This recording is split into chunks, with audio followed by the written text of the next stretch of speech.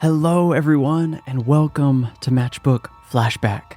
I am your host, Alec Ogg, and I've got this big collection of matchbooks. I bought it at an estate sale, and they're all here in this big glass jar.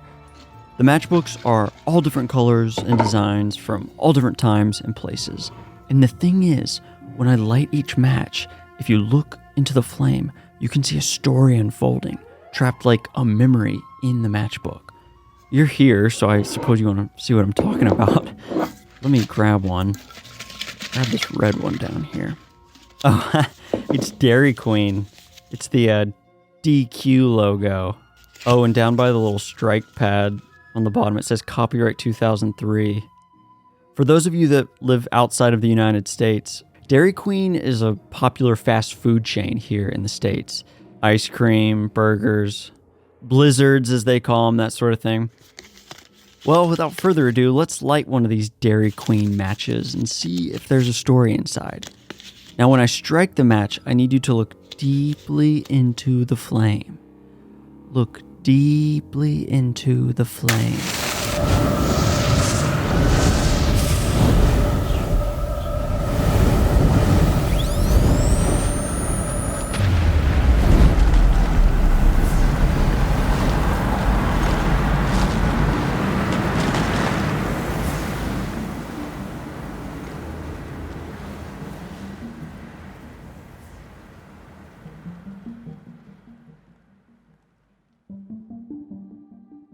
My name is Vinney Tolman, and this is my experience. This is my story.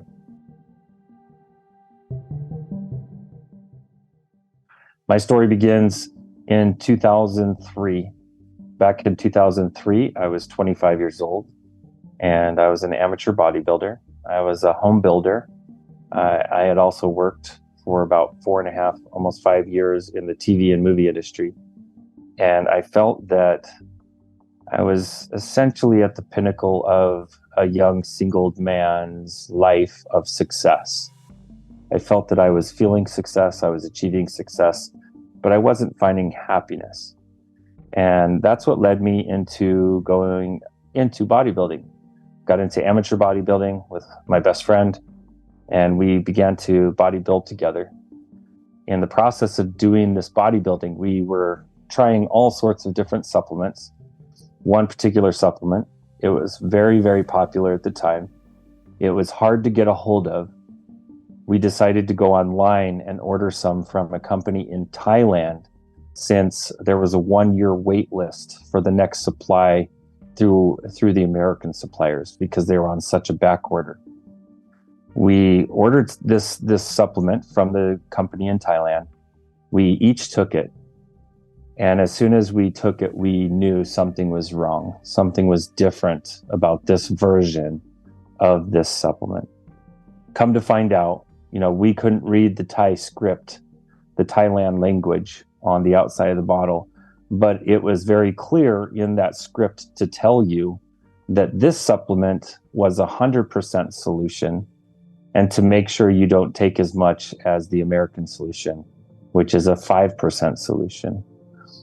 So we essentially took 20 times the amount of the American dosage that we would have been taking. Right away, we both instantly knew something was wrong. We knew that we needed to get some food in us, and hopefully that would make us feel better. There was a Dairy Queen only about a mile down the road. So we hopped in my buddy's car. We made it to the Dairy Queen barely. My buddy was starting to nod off, and he was driving. So I was like shaking him awake as we drove into the Dairy Queen parking lot.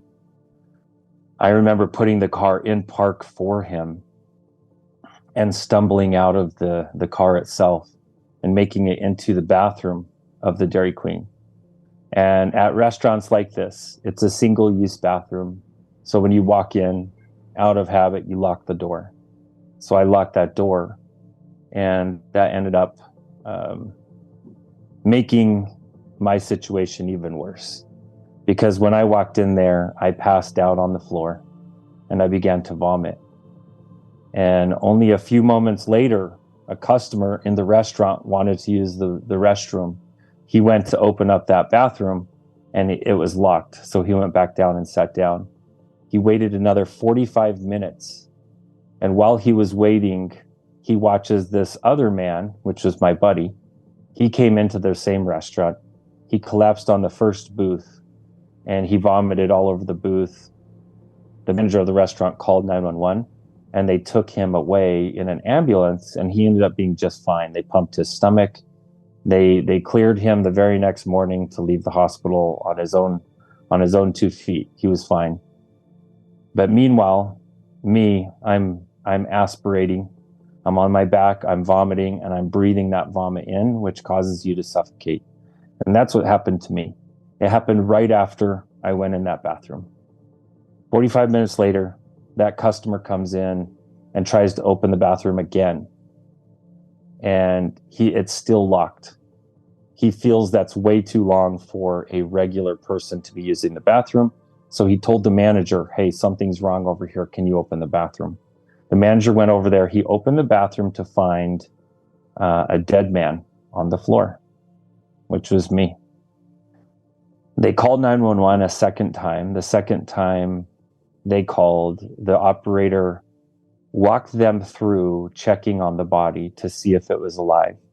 And they were able to ascertain, because of the temperature, it was cold. It was already cold by then, starting to cool off anyway. It felt cold to the touch, that this body was dead.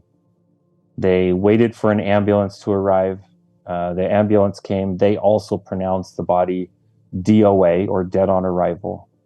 This rookie on the medic team, he was a third man on this regular 2-man team. He was the third man. He was shadowing one of the veterans so that he could become a medic himself. And he was berating himself. And this is a weird part of my experience. I could hear the thoughts of everybody. Any thought of anyone in that vicinity, I could hear it out loud. And I was watching from above.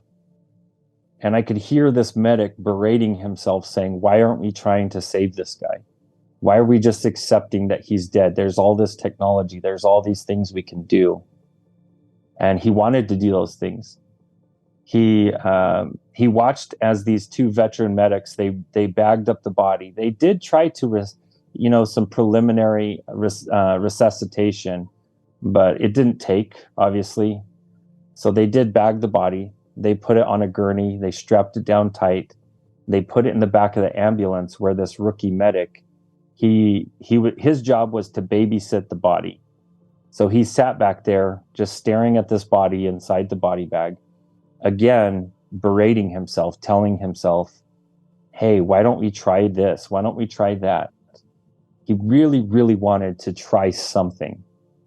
And he knew that he would get in so much trouble if he did, so he didn't touch the body. He just, played along. He stayed quiet. He waited until they were leaving the scene.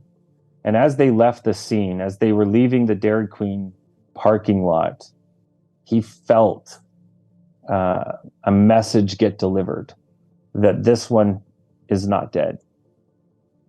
At first, he didn't do anything about it. At first, he thought it was his imagination. He thought, yeah, it's just my imagination. And a few moments later, a little bit further down the road, he heard it again. This second time, now the way that I've discussed with him, he didn't audibly hear it. The way he received this message, this one's not dead, is he received it as an instinct or a knowing, like deep within the core of his soul. He just knew that this one wasn't dead all the way. So despite all the signs that said this guy is dead, he opened up the body bag and he started feeling around for a pulse.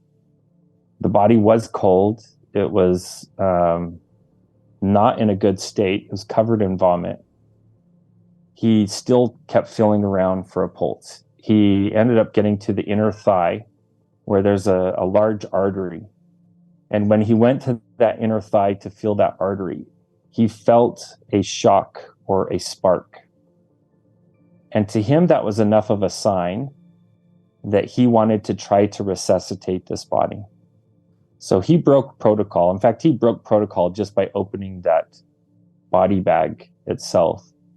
But he continued to break protocol by bringing oxygen into the lungs and then hooking up a defib machine so that he could shock the heart.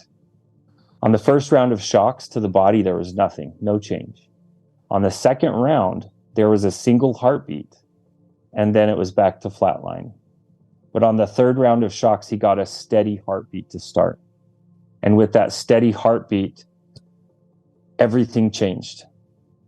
Everything changed. The two veteran medics realized that now they had a guy that was somehow alive, or at least a heart that was somehow alive, and that there needed to be additional help given to this body. So they radioed ahead to a hospital that happened to be about a block away when they started the heart. So they were able to take this body, as soon as they started the heart, right to a trauma center, right where it could be met by a trauma team that could do the work that needed to be done to bring this body back, bring this guy back. And as I watched all of this happening, I didn't know it was me. Not until they transferred the body off of the medical gurney onto the hospital gurney. When they did that transfer, I saw the left arm strap get broken because they were strapping the body down. It was in a full convulsion. They went to strap it down. As they did, I saw the left arm strap break, and I felt me reaching with my left arm, and I looked down and I was looking at the left arm of the dead body. And at that point, I realized that what I was watching this whole time was me. And I just felt extremely ignorant that how could I have been watching my own death this whole time and not known? To me, I started berating myself, saying, "You're such an idiot. How could you be so dumb?" And as I was having these negative thoughts, I then all of a sudden started to spin into this dark spiral. And I started to see all the negative that I ever did in my life, anything negative. I saw it from the perspective of me doing the negative thing, as well as the person receiving my negative action. I saw it from both sides. And I started to believe that maybe I wasn't worth existing because there was all this problem that I brought into the world. And as I had that thought, this warmth, it started to warm me from behind. And I felt this warmth overtake me. And as it overtook me, I started to see all the good I ever did. All the good. And just like with the bad, I saw it from my perspective, but I also saw it from the perspective of those that I did good for. And I saw that there was times that I was doing good and I didn't even know that I was doing good. I was having kind of a butterfly effect where those who I helped ended up in turn helping others. And I saw that there was far more good that I did than ever bad. And I began to have this knowing that I was worth existing. There was a very important role that I had played in my existence. And it was important that I be okay with how things were. And as that happened, I recognized there was this tremendous love pouring over me from behind me, from this presence behind me. And I turned around to see this God-looking figure, all dressed in white, with a long white beard. And he was just lovingly staring at me and sending me so much love and presence and concentration. And the first thing I thought was, this is God. And the gentleman, he kind of laughed, and he communicated without words. He used his mind. He said, "I'm not God." And I was confused. And my follow-up thought was, well, if you're not God, then are you somehow Jesus? And he laughed, and he was like, "Nope, I'm not Jesus either." And And he says that he loved that I thought that he was God or Jesus, but his name was Drake, and he was my guide. He was my guide to go wherever I wanted to go in the universe, anywhere in the world, anywhere in the universe that I wanted to go, not just the world. And he asked me, he said, I can take you back to your body if you want to go back. And he motioned me. He like motioned with one of his hands towards my body. And I looked over at the body. And to me, it looked so horrible. It really looked horrible. There was this orderly or a nurse that was actually sitting up, straddling the body, trying to hold it still, because even with the straps, it wasn't holding still. And they were trying to do certain procedures and certain injections on this body, and they weren't able to do it.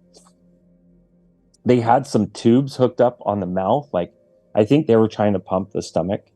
And as they were trying to do this, they couldn't do it. So they had this guy like straddling the body, like restricting it. And to me, that looked like hell. So to me, I told him, I said, Drake, I don't want that. I want to go wherever this love energy that you're sending to me, I want to go wherever that's from. And so he explained that love energy is coming from our home. He said, from my home and his home, that's where this love energy was coming, and that he could take me there. He got very excited. He was like, I can take you there if you want to go there. And I was like, of course, that's where I want to go. I want to go wherever this love is coming from. That's where I want to go. So we began this journey, which was totally life-changing. I mean, if dying is not life-changing enough, you know, this whole extra level came in for me that I needed to learn a lot of different principles for me to be able to get into that heaven space or get into my home that I came from originally. And so we began this process of teaching me and me learning about some certain principles. But here's the coolest part. I didn't have to fully accept these principles. I only had to be willing to accept that they were possible. And as long as I was willing to accept that they were possible, I was able to continue my progress to get to the heavenly realm or the heavenly space. The number one most important thing that he started with is Drake taught me about authenticity, and that it was far more important than anything else. It wasn't the most powerful thing, but it was the most important thing, because I really couldn't do anything in my spiritual existence until I could realize who I really was. So he helped me see all the different masks that I wore. I wore masks for, you know, working on movie sets. I wore different masks with working on construction sites. I wore different masks with working at concert venues, or being with my parents, or being with my siblings, or with my friends. I wore different masks everywhere. And he helped me realize who I was underneath all these masks. I was a single soul that wanted appreciation and love. And that's why I was wearing these masks, is because I felt somehow that putting that mask on, it prevented harm and somehow created love. But it didn't, because if they couldn't love the person I really was, then it wasn't love. So he helped me understand that I needed to peel off all those masks and see who I really was underneath it all.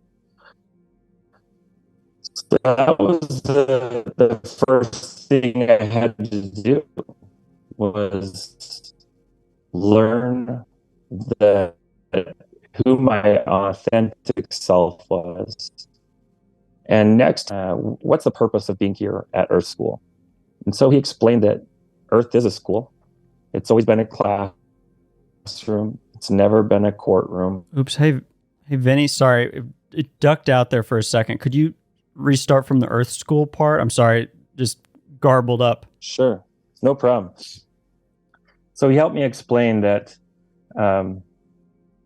I needed to know the purpose of life. I need to know why we're here. And the reason we're here is to learn and to grow. And that Earth has always been a school. It's always been a classroom. It's never been a courtroom.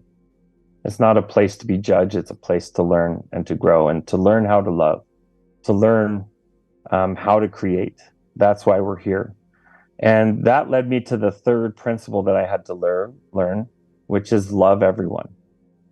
And truly love everyone. Love the good, the bad, the ugly, everything, and the beautiful. Like, love everyone. And that led me to my fourth principle, which is listening to your inner voice.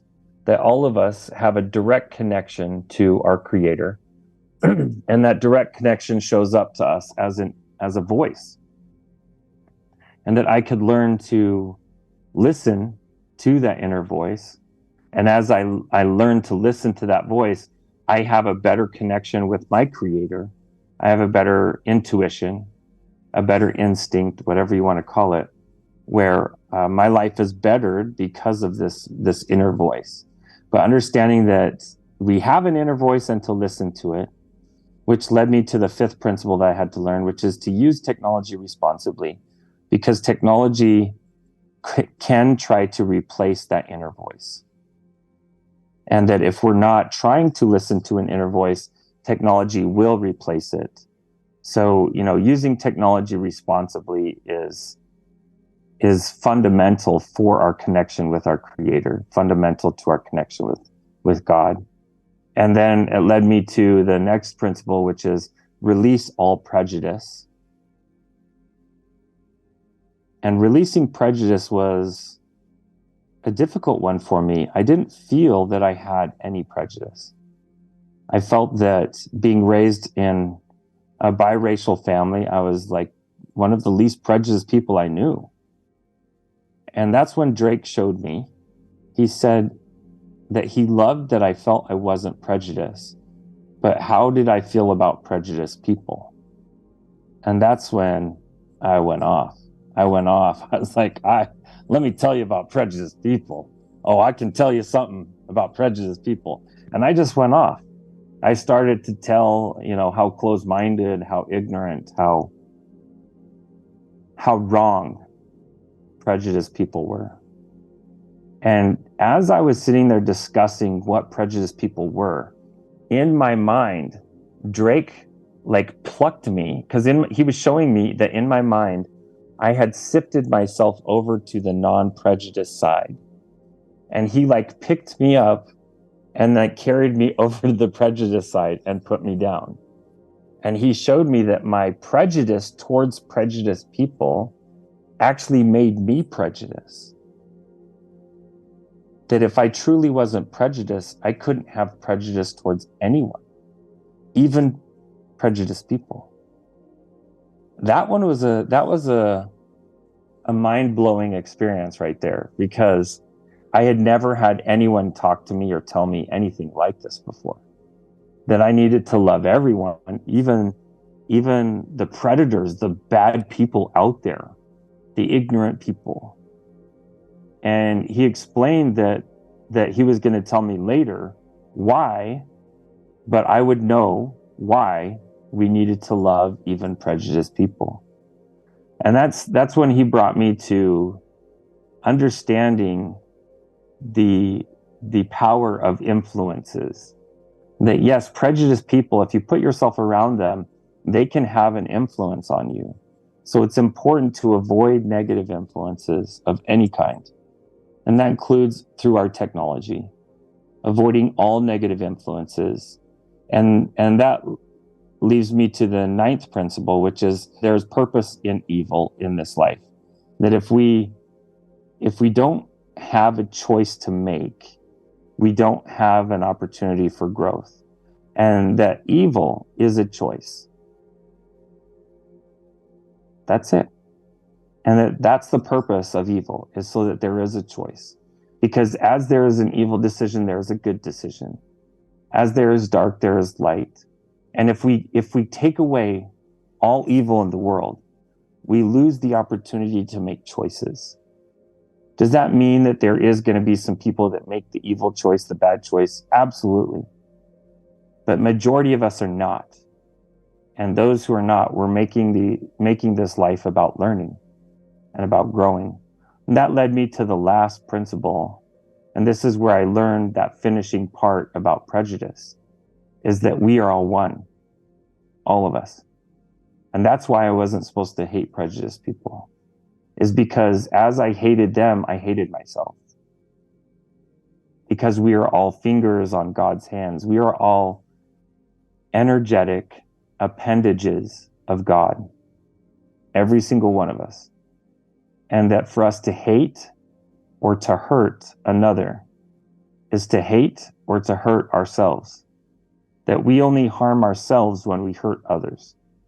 And that's when I noticed that we were actually getting to a place, an actual physical location. I could see this tremendous light. We approached this place, and it did look like a planet, like a huge planet, but it was so much bigger than Earth. I mean, it felt so much bigger that Earth was like a breadcrumb compared to this huge place. It felt like this place was bigger than 1,000,000 suns. And our sun itself is still way bigger than our Earth. But like, this place is huge. We actually touched down on this planet. But the first thing I noticed is light was coming from the planet itself.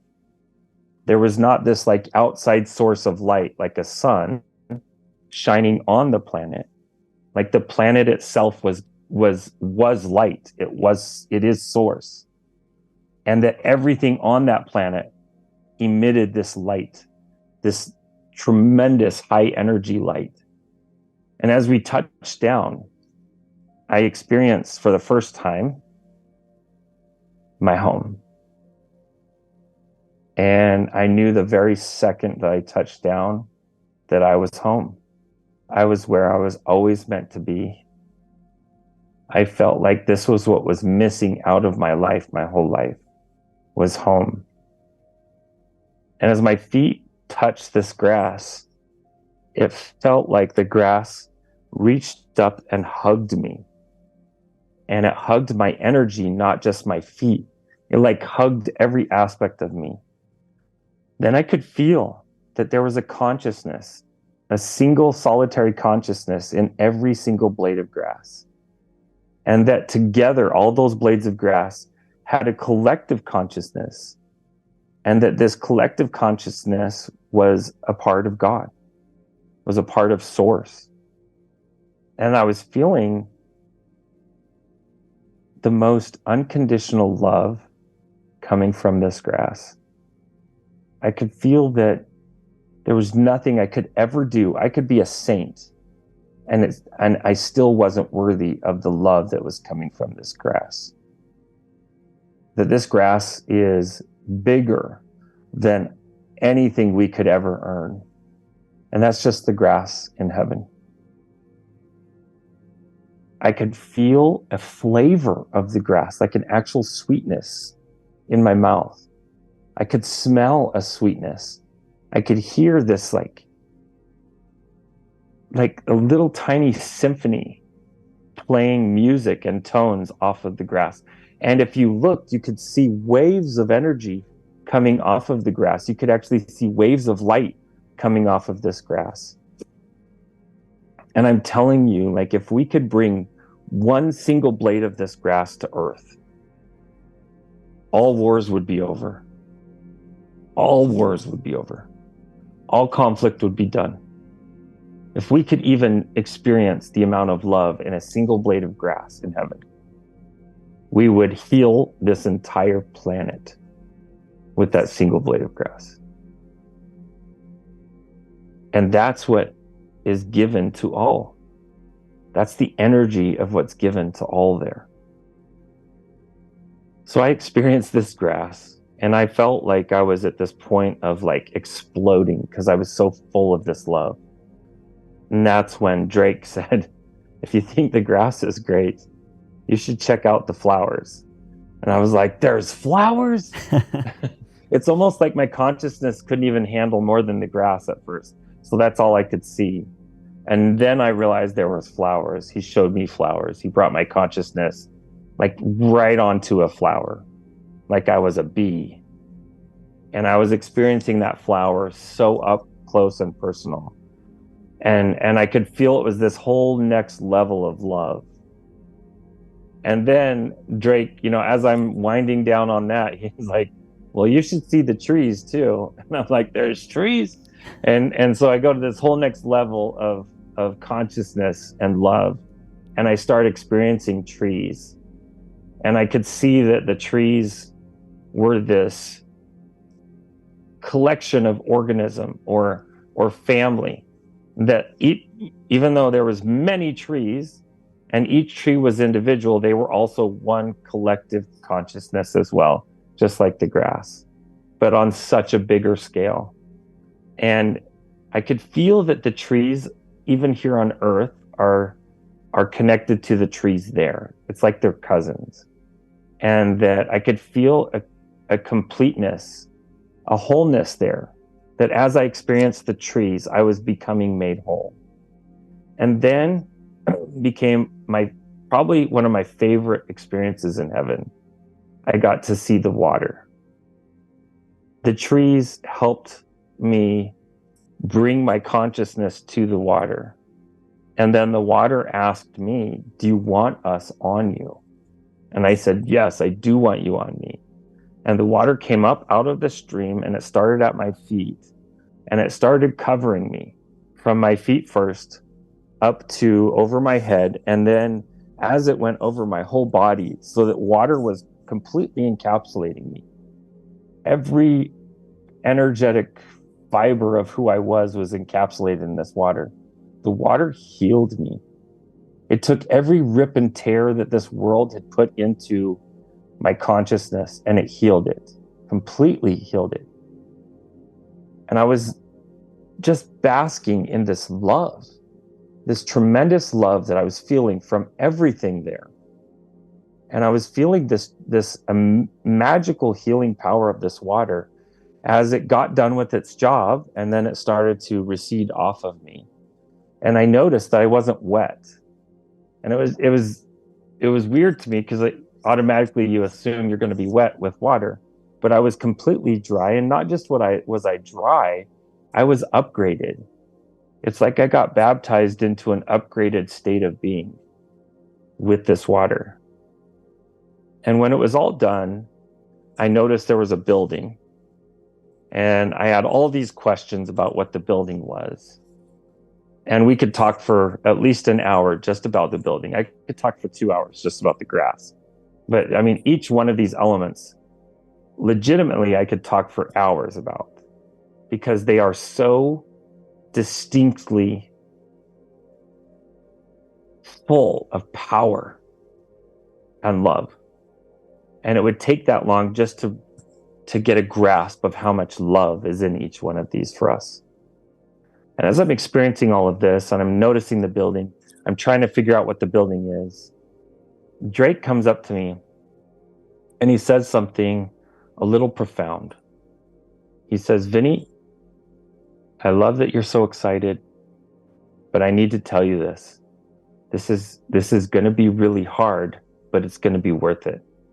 And as soon as he said that, the very moment he got done saying it, I started to hear a prayer that was being given over my body. Now, meanwhile, I was brain dead, in a coma, and had been so for more than just over 3 days now at this point. My brother had given my body a special prayer, and I was hearing that prayer being given live while it was happening. And when my brother completed that prayer, it felt like he snapped a cord and he forced me back into my body. And as I experienced it, it felt like he said the prayer, and then I was instantly back in my body. To me, I was back. I woke up.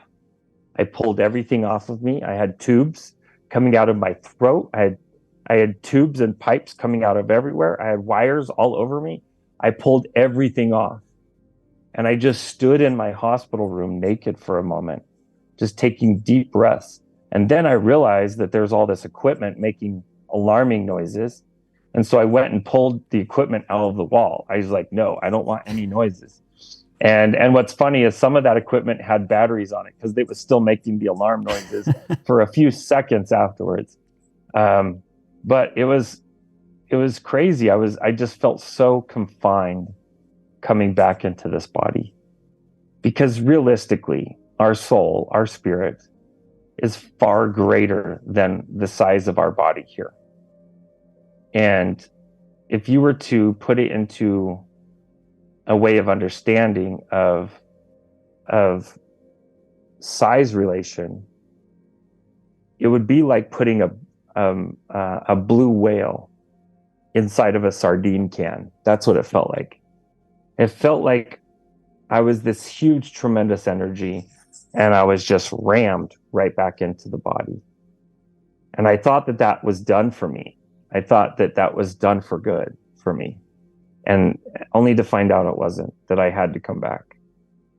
And so, doctors and nurses, they freaked out on me. They were calling me Miracle Boy. I didn't feel like it. I felt like the cursed boy.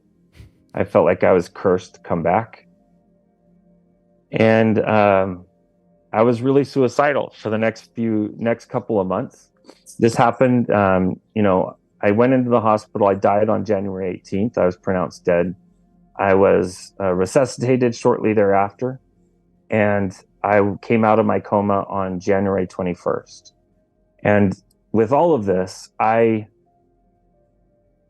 do celebrate my death day and my rebirth, because I was reborn as a different way of being after I came back. After that initial phase of depression, I did meet my saving grace.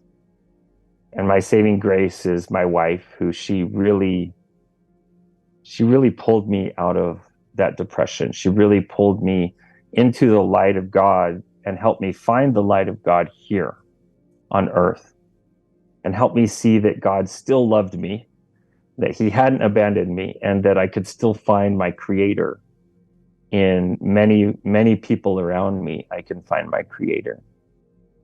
So I began to live this new way of being as a changed man. And a few months after I met my wife, I was at this family reunion in a little town of Wyoming called Afton, Wyoming. I was at a historical presentation put on by the high school, talking about some of the founders of the town, some of the first clergy who had ever worked in that town. And they're doing a big slideshow of some of these founders of the town. And I think it got to the fourth or fifth slide, and I wasn't even paying attention. It wasn't my scene, not my thing. But my wife was. She was paying attention.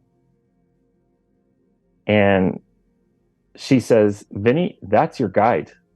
That's the guy that you've been telling me about for months now. That's your guide."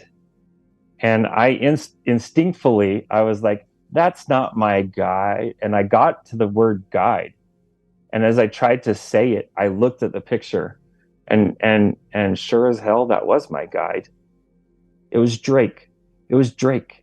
In real life, Drake was sitting right in front of me on this slide. But here's the conundrum for me at the time.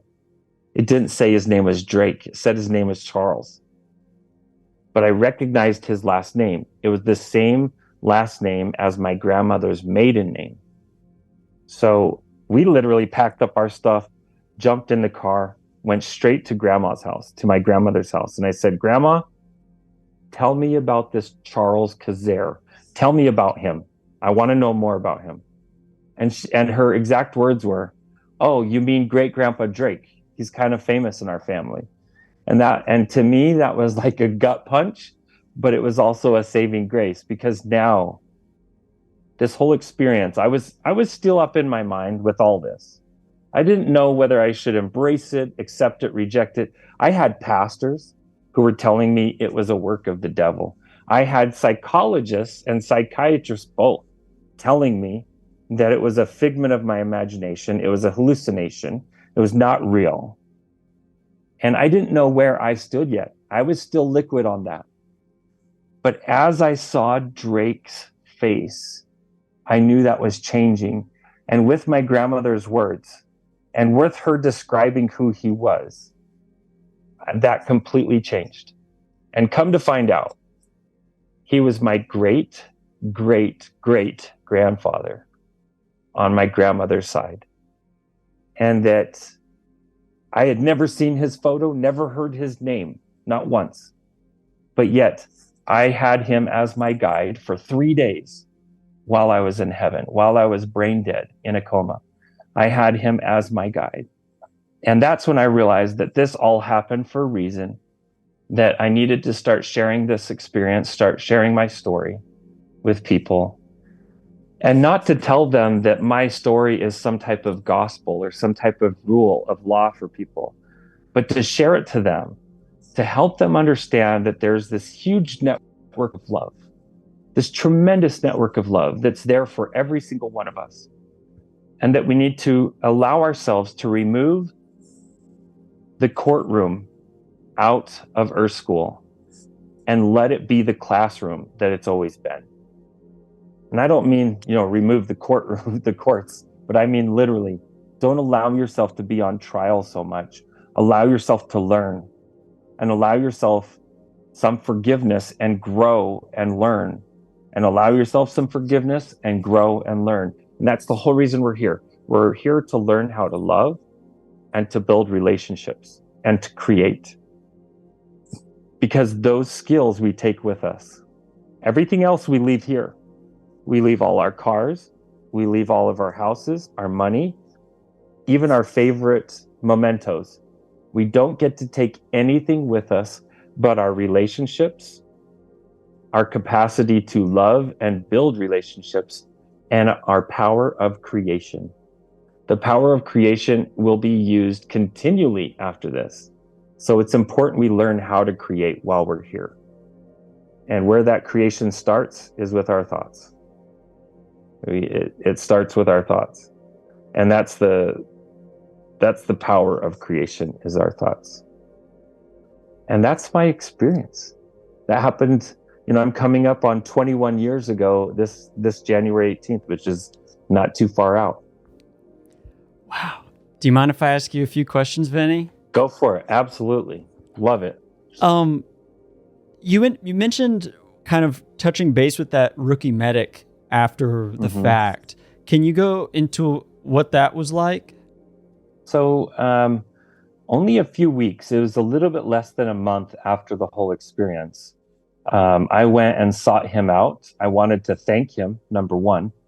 Number two, I wanted to do some grand gesture of gratitude. Like, I legitimately wanted to say, hey, let me make your car payments until it's paid off. Like, I want to do something really big, because to me, it felt like such a grand gesture of him saving my life. I wanted to pay that back somehow. And so I sought him out at his ambulance company's office. They wouldn't give me his information. So I went back to the bill, because I have the bill that they charged for all that stuff. And on the bill, it listed him as the third man on the crew.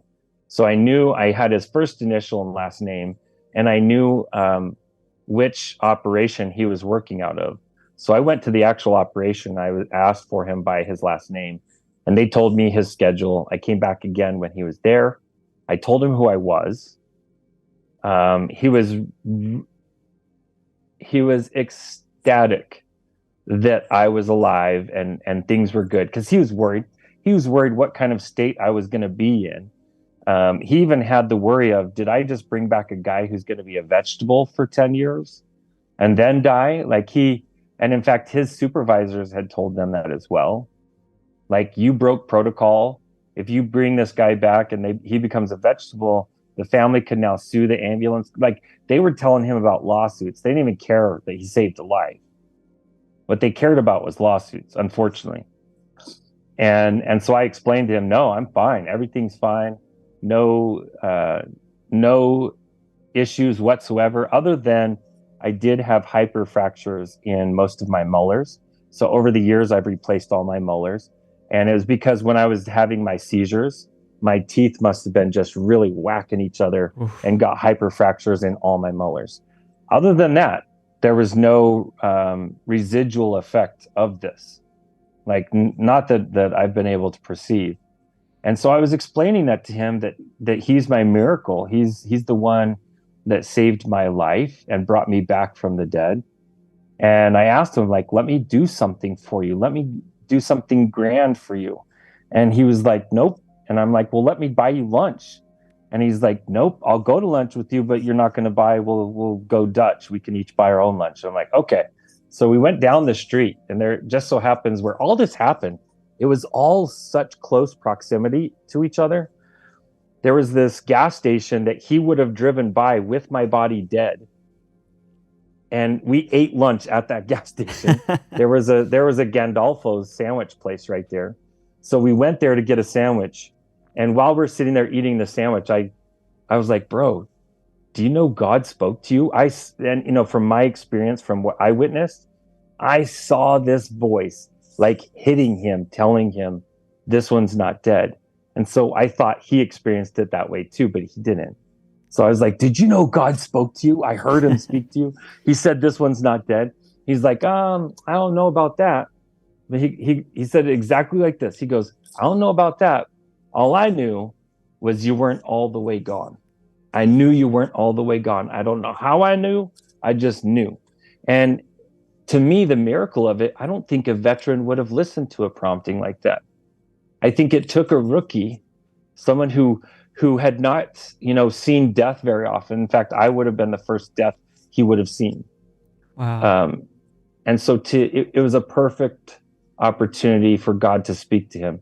And again, to him, he felt it was just a prompting. He didn't feel, it was like a gut intuition for him. So we got done with the end of the lunch. And again, the whole time I'm like, can I make your car payment? Can I buy you a motorbike? Like, can I do something? I want to do something.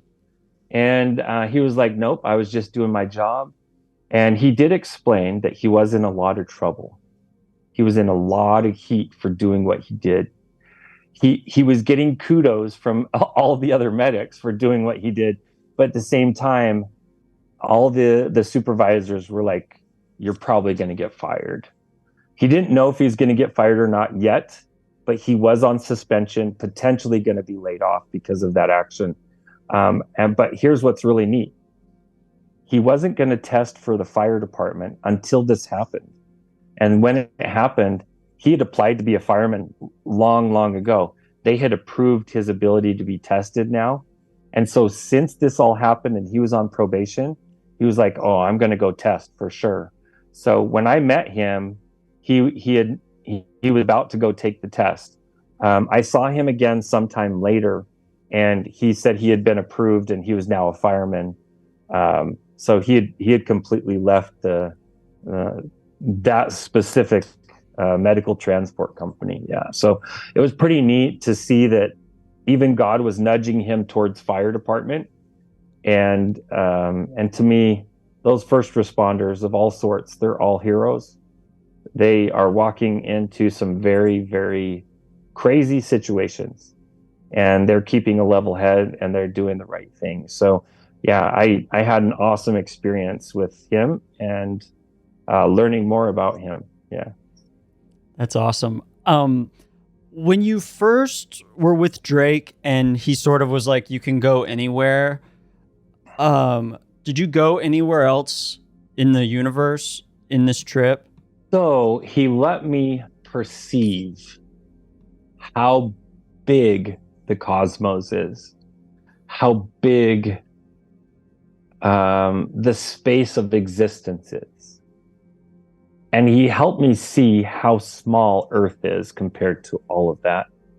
But he also helped me see that life, like here on Earth, there's a lot of life here on Earth. There is uncountable, unfathomable amounts of Earths out there. There's so many. There's more than we could count in in an entire lifetime.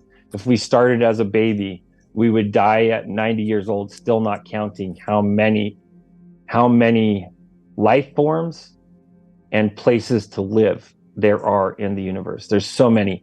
But one of the hardest of all of them, pretty much like the Harvard or the Yale of existence, is Earth School. Yeah, so Earth is one of the hardest. So most of these other places that there is life, they're very vested in the hard school. They all want to know what's going on here, because what goes on here, it ripples, it affects everywhere in the universe, because it feels, at least the way it was, that I perceived it, is that all of them are very invested into here, because it's like we are the investment. We are where all these other universes or all these other places have poured a piece or portion of their energy. So it's almost like we are the mixing bowl. We are the experiment where they've gathered parts and pieces of life from all over the universe, and they put it together in one place. And that's why they're so invested in what's going on here. They want to know what's happening with their ingredients that they allowed or dedicated to this space, to Earth School, to the experiment of Earth. Yeah. Interesting. You mentioned spirit guides, and kind of, I guess Drake is one of your spirit guides. Mm-hmm. How do you recommend people out there connect to things like that? So number one is intention and belief. That's the first and foremost. So have the intention to connect. So have the distinct desire, okay, now I'm going to connect, and then have the belief that you could. And if you can just do that, that's 99.9% of the battle. The rest will just start falling into place if you just do that. And now if you just do that alone, and you add meditation to that, you add clean eating, clean thinking, it's very, very hard to connect to spirit if you have a phone that you're using a lot. So if you want to, I highly encourage someone who wants to activate that in themselves to take a weekend or 3 or 4 days away from their phone, get in nature. It doesn't matter what kind of nature, desert nature, tropical nature, island nature, cold nature, doesn't matter. Go get in nature for 2 to 4 days and really spend some quiet time away from TV, away from phones, and you will find God there. And that's why technology has really infiltrated all aspects of our life, is because it's part of our prison. It is. If we can be distracted by the Roman circus, they can take all of our rights, take all of our abilities, and we will become what they say we're supposed to become.